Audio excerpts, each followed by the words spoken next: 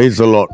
கர்த்தருடைய நாமம் இந்த காலவெளியில் மகிமைப்படுவதாக நாம் இணைந்து இந்த நாளிலும் ஆண்டவரை நோக்கி பார்க்கும் கிருபையை தந்ததுக்காக ஆண்டவருக்கு நன்றி செலுத்துகிறேன்.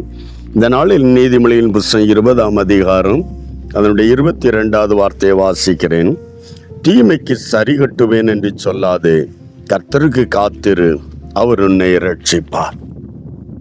நமக்கு எதிராய் ஒரு தீமை செய்தவர்கள், நமக்கு எதிராய் சில காரியங்களை செய்திருந்தால் அந்த தீமைக்கு சரி கட்டுவேன் என்று நீ சொல்லக்கூடாது. மாறாக கர்த்தருக்கு காத்திரு, தீமை செய்தவர்களிட கரங்களிலிருந்து அவர் உன்னை ரட்சிப்பார். இந்த கால வேளையில பொதுவாக மாம்சத்தில் இந்த கோபம் வரும்.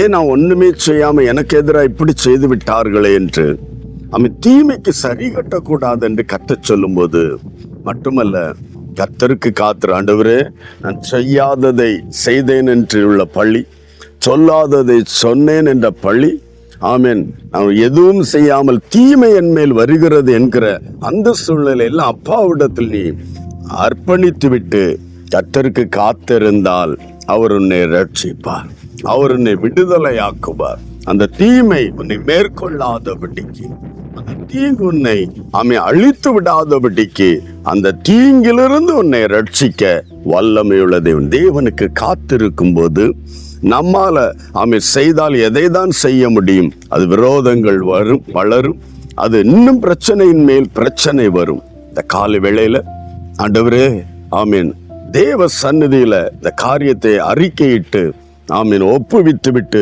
கர்த்தருக்கு காத்திரு, அவர் நேர்த்தியாய் செம்மையாய் தீங்கில்லாதபடிக்கு சேதமில்லாதபடிக்கு நம்மை ரட்சிக்க இன்றைக்கும் நம்மோடு இருக்கிற கர்த்தர், நம்மை உற்று விசாரிக்கிற தேவன் நம்மோடு இருந்து நம்மை ஜெயத்தோடு நடத்துவார். இந்த காலை வேளையில தீமைக்கு சரி கட்ட வேண்டும் என்ற அந்த மனப்பான்மை விட்டு கர்த்தருக்கு காத்திருப்போம், அற்புதங்களை பெற்றுக்கொள்வோம். ஜெபிக்கலாம். நல்ல தகப்பனே, இந்த காலை வேளையிலும் ஆண்டவரே, பாதிக்கப்பட்ட தெய்வ பிள்ளைகள் ஆண்டவரே வேதனையோடு துன்பத்தோடு துயரத்தோடு இருக்கலாம். அவர்கள் இந்த காலை வேளையில் ஆண்டவரே தீமைக்கு சரி கட்ட வேண்டும் என்ற எண்ணம் புத்தியிலிருந்து சிந்தையிலிருந்து எடுத்து விட்டு ஆண்டவரே கர்த்தருக்கு காத்திருக்கிற ஒரு தெய்வ பிள்ளைகளாய் நீ ரட்சிப்பேன் என்று வாக்கு பண்ணியிருக்கிற கர்த்தர், அந்த வார்த்தை ஆம் என்று ஆமேன் என்று இந்த நாட்களில விசுவாசித்து உமக்கு காத்திருந்து அந்த விடுதலை, அந்த ரட்சிப்பை பெற்றுக்கொள்ள பரிசுத்தர் எல்லா தெய்வ பிள்ளைகளுக்கும் உதவி செய்வீராக. கிருபைக்குள் மறைத்துக் கொள்ளும், ஆசீர்வதியும். கிறிஸ்து இயேசுவின் மூலம் ஜெபிக்கிறோம் நல்ல பிதாவே, ஆமென், ஆமென். கர்த்தருக்கு காத்திரு, அவர் உன்னை ரட்சிப்பார். God bless you. Praise the Lord.